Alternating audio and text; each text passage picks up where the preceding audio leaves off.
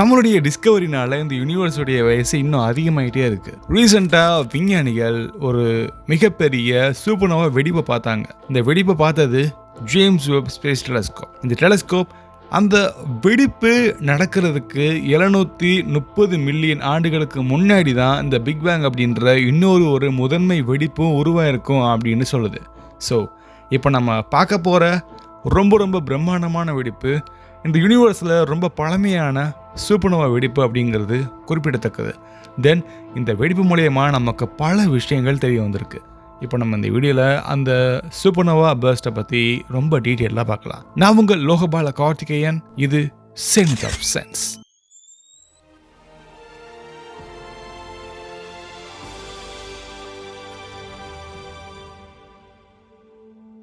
Big bang அப்படின்றது வெறுமன ஒரு சாதாரண வெடிப்பு இல்லை. இது ஸ்பேஸோட மிகப்பெரிய எக்ஸ்பான்ஷன். முதல் ஒரு வினாடியில் புரோட்டான்ஸ், நியூட்ரான்ஸ் எல்லாமே உருவாக ஆரம்பிச்சிருச்சு. 3வது நிமிடத்தில் இது ஃபர்ஸ்ட் ஹைட்ரோஜன் அண்ட் ஹீலியம் நியூக்ளியை உருவாக ஆரம்பிச்சிருக்கு. முதல் 3.8 லட்சம் ஆண்டுகளில் எலக்ட்ரான்ஸ் ஒன்று சேர்ந்து ஃபர்ஸ்ட் ஆட்டம்ஸை உருவாக ஆரம்பிச்சிருக்கு. இது வரைக்கும் வெளிச்சம் வரவே இல்லை. வெளிச்சம் சுத்தமாக யூனிவர்ஸில் இல்லவே இல்லை. இந்த ஆட்டம்ஸ் உருவான நொடி தான் பிரபஞ்சத்துடைய முதல் வெளிச்சத்தை காட்ட ஆரம்பிச்சிருக்கு. அதுக்கு பின்னாடி டார்க் ஏஜஸ், வெளிச்சம் இல்ல, நட்சத்திரம் பெருசா எதுவுமே இல்லை. பட் ஃபர்ஸ்ட் ஒரு நட்சத்திரம் உருவாக ஆரம்பிச்சிச்சு. இதை நம்ம பாப்புலேஷன் 3 அப்படின்ற வகையில நம்ம வைக்கலாம். இதுல முழுக்க ஹைட்ரோஜன் பிளஸ் ஹீலியம். இதுல மெட்டல்ஸ் ரொம்ப ஜீரோன்னு சொல்லலாம். ஹெவி மெட்டல்ஸ் இதுல ஒண்ணுமே இல்லை. மேஸ் அப்ராக்சிமேட்டா நம்ம 100 சூரியன்ல இருந்து 300 சூரியனுடைய மேசஸ்க்கு ஈக்குவலா இருக்கும்.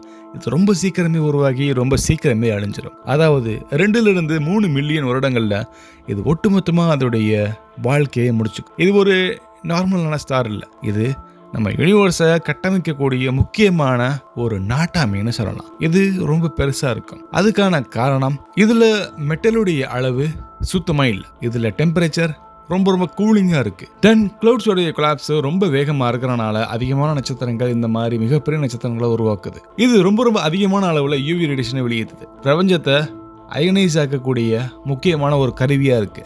கேலக்சிஸ் உருவாக ஆரம்பிக்க இது ஒரு முக்கியமான ஒரு இடமா இருக்கு. ஆனா இதோடைய முடிவு சூப்பர்னோவா, ஹைப்பர்னோவா, பேர் இன்ஸ்டெபிலிட்டி சூப்பர்னோவா. இது சாகுறப்போ இந்த யூனிவர்ஸ்க்கு ஃபர்ஸ்ட் ஆக்சிஜன், கார்பன், அயனை கொடுத்துட்டு போயிருக்கு. பாப்புலேஷன் 3 ஸ்டார் அதோடைய கோர் கொலாப்ஸ் ஆகும்போது அதோடைய வெப்பம் கிட்டத்தட்ட 3 பில்லியன் கெல்வின். இதோடைய ப்ரெஷர் அப்படியே ட்ராப் ஆகும், ஸ்டார் கொலாப்ஸ் ஆகும். இது ரொம்ப வேகமா எக்ஸ்ப்ளோட் ஆகும், அதாவது வெடிக்கும். அப்போ இதோடைய வெளிச்சம் கிட்டத்தட்ட ஒரு கேலக்சியுடைய வெளிச்சத்துக்கு நிகராக கூட இருக்கலாம். இந்த வெடிப்பு யூனிவர்ஸுடைய ஃபர்ஸ்ட் ஹெவி எலிமெண்ட்ஸ் உருவாக்க ஆரம்பிச்சிருக்கு. இப்போ யூனிவர்ஸுக்கு இதை கொடுத்தது கார்பன் அப்படின்றது யூனிவர்ஸோடைய டிஎன்ஏ உடைய அடிப்படைன்னு சொல்லலாம். ஆக்சிஜன் இதுக்கான தண்ணி, அயன் அப்படிங்கிறது ரத்தம், சிலிக்கான் அப்படிங்கிறது முக்கியமான பொருள், கால்சியம் அப்படிங்கிறது எலும்புன்னு வச்சுக்கோங்க. ஸோ மொத்தத்தில் நம்மளுடைய ஹியூமன் பாடியுமே இந்த சூப்பர்னோவாவுடைய வெடிப்புல இருந்து ஆரம்பிச்சிருக்கு.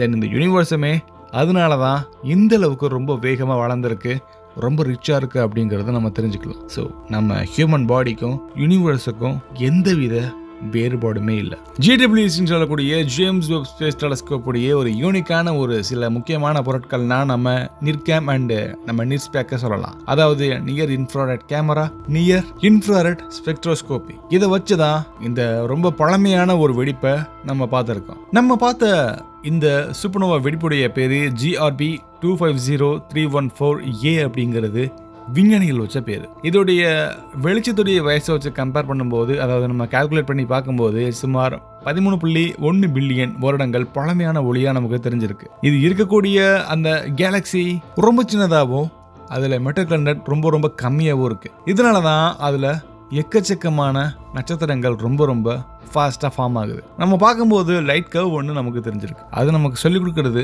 இதோடைய மேஸ் சுமார் 50 to 120 சோலார் மாசஸ் இருக்கலாம். இதோடைய மெட்டல் சிக்னேச்சர் ஒண்ணுமே இல்லை. ஸோ இது பாப்புலேஷன் 3 அப்படின்ற ஒரு டைப்புக்கு கீழே வரக்கூடிய சூப்பர்னோவா வெடிப்பு. இந்த சூப்பர்னோவா நம்ம பார்த்ததுல ரொம்ப பழமையானது மட்டும் இல்லை, இது நம்ம யூனிவர்ஸோடைய பல விஷயங்களா நமக்கு சொல்லிக் கொடுக்கக்கூடிய ஒரு புக்கா இருக்கு. இந்த வெடிப்பு நமக்கு என்னெல்லாம் சொல்லிக் கொடுக்குது? ஃபர்ஸ்ட் நட்சத்திரம் எவ்வளவு பெருசா இருக்கலாம், இதோடைய ஃபர்ஸ்ட் எலமெண்ட் எப்போ நம்ம இந்த யூனிவர்ஸ்க்கு நம்ம வெளிக்காட்ட ஆரம்பிச்சது, கேலக்சிஸ் எப்படி வளர ஆரம்பிச்சது, ரீஅயனைசேஷன் எவ்வளவு வேகமா நடந்திருக்கு, டார்க் மேட்டருடைய இந்த கேஸ் இன்டராக்ஷன் எப்படி நடந்திருக்கலாம். ஸோ இந்த மாதிரியான பல கேள்விகளை நமக்கு உருவாக்கியிருக்கு. ஸோ இதில் ஒரு ஃபிசிக்ஸில் மிகப்பெரிய பாதிப்பு என்னென்னா, ஸ்டார் ஃபார்மேஷனுடைய மாடல்ஸ் தொடர்ந்து அப்டேட் ஆகிட்டே இருக்குது. பழைய கேலாக்சிஸுடைய எவல்யூஷன் நம்ம மறுபடியும் அதை ரிவைஸ் பண்ண வேண்டிய காலகட்டத்தில் நம்ம இருக்கோம். யூனிவர்ஸ் மெட்டல் ரொம்ப அதிகமாக இருக்குன்னா அந்த டைம் லைன் வந்து இன்னும் கொஞ்சம் கம்ப்ரஸ் ஆகிட்டே இருக்குது.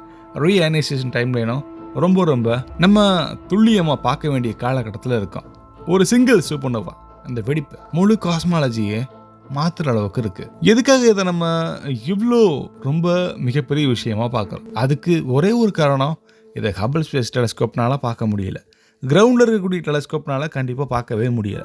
இது JWST மட்டும்தான் பார்க்க முடிஞ்சுது. ஸோ இதை வச்சுட்டு ஃப்யூச்சரில் JWST சில முக்கியமான சூப்பர்னோவாவாக பார்க்க ஆரம்பிக்கும். இங்கே கிராவிடேஷனல் லென்ஸ் பிரிமோடியல் ஸ்டார்ஸை பார்க்கலாம், ஃபர்ஸ்ட் பிளாக் ஹோலை பார்க்கலாம், டைரக்ட் கொலாப்ஸ், 2 மிகப்பெரிய கருந்துளைகளுடைய டைரக்டான கொலாப்ஸை நம்மளால் பார்க்கலாம். ஃபர்ஸ்ட் பிளாக் ஹோல் எப்படி உருவாயிருக்கும், பாப்புலேஷன் 3 ஸ்டார்ஸுடைய கொலாப்ஸ் எப்படி இருக்கும், இது எல்லாமே இந்த டிஸ்கவரிக்கான ஒரு வழி தான்.